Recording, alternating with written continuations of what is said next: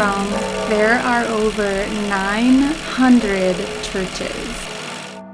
In this video, I wanted to give you my top 10 churches that you must see when you are visiting Rome. If you're new here, my name is Alyssa and I'm an American photographer living in Rome. And on this channel, I love to feature all things about Italy. So history, art, culture, buildings, churches, and much more. So if that interests you, click the subscribe button. Okay, let's get into the video. There are 4 major basilicas in Rome, and these are very important pilgrimage sites. So I will start the video by mentioning those first. Do you want to guess what the first church is?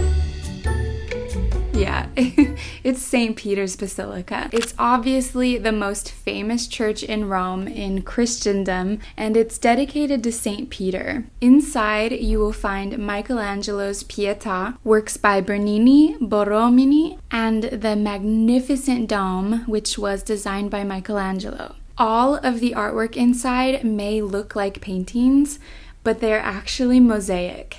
Every single one of them. You can climb to the top of the dome and get a beautiful view over St. Peter's Square, and you can also visit the Sistine Chapel and the Vatican museums.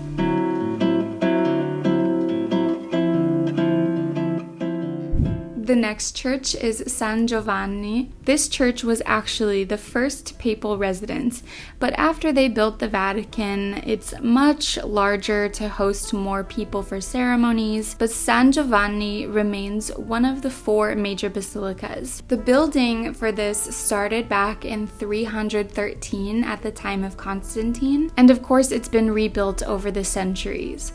There's a beautiful cloister you can visit for only a few euros, and diagonally across the piazza outside, you will find the Scala Santa, or the Holy Stairs, believed to have been brought to Rome from Pontius Pilate's palace, where Jesus stood trial before his crucifixion. The faithful climb it on their knees in remembrance of him. Basilica San Paolo, fuori la Mura, outside the walls. The original church was here in the 4th and 5th centuries, and at the time it was the largest church in the world until St. Peter's. It was completely destroyed in a fire in 1823 and then rebuilt. There's a holy door, only opened during Jubilee years, a beautiful cloister, mosaics, a bronze door, and many other details to pay attention to. The last of the 4 major papal basilicas is Santa Maria Maggiore, located near Termini. This is famously known for being the only church in Rome to have celebrated Mass every single day since the 5th century. It has Rome's tallest bell tower dating back to 1377.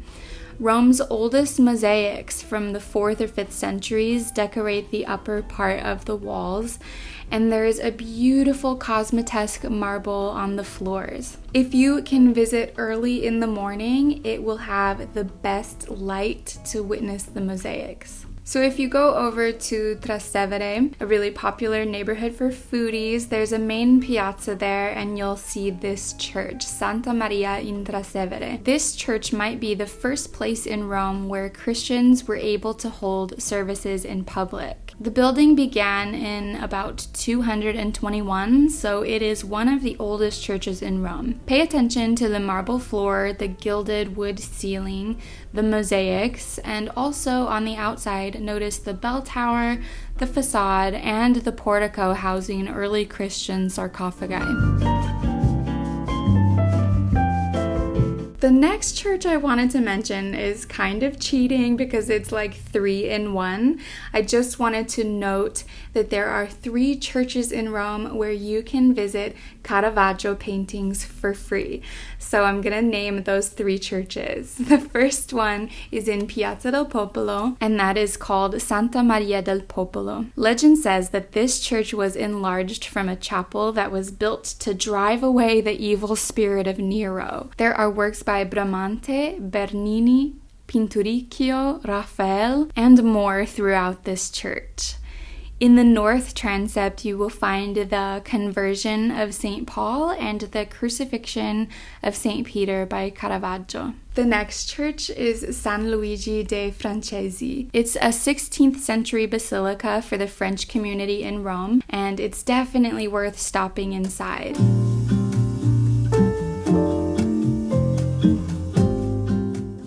It houses 3 masterpieces dedicated to Saint Matthew: the Calling of Saint Matthew, the Martyrdom of Saint Matthew, and Saint Matthew and the Angel.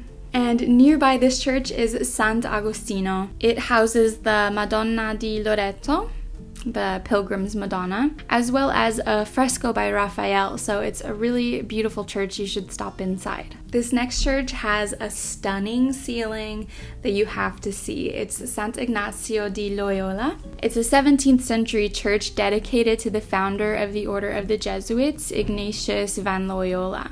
You'll want to come inside to witness this fresco on the ceiling by Andrea Pozzo. The ceiling has a false dome and optical illusion, as well as optical illusions of the columns and other details all throughout the fresco on the ceiling. Stop and take a look in the mirror to get a better view of it all. I had to mention the Pantheon in this video. Dating back more than 2,000 years, this incredible building had to be included in my list. I will link a recent video in the cards for you where I talk more about the history. This church I don't hear mentioned very often, and it's right in Piazza Venezia, very central, and it's Araceli. At the top of the Capitoline Hill, after climbing like 10,000 stairs, not really, but it feels like it, you'll find this stunning church. The facade might not look like much, but step inside and admire the beauty. You'll notice the chandeliers and the ornate decorations and dozens of columns, which actually no two are alike,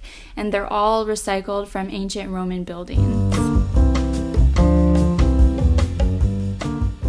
And for the 10th church, I really didn't know which one I was going to mention. I wanted to mention Santa Sabina, Santo Stefano Rotondo, Santa Cecilia, Santa Maria sopra Minerva, Santa Maria della Pace, and so many others. So I'm actually gonna let you pick the 10th one. Comment down below your 10th must-see church in Rome.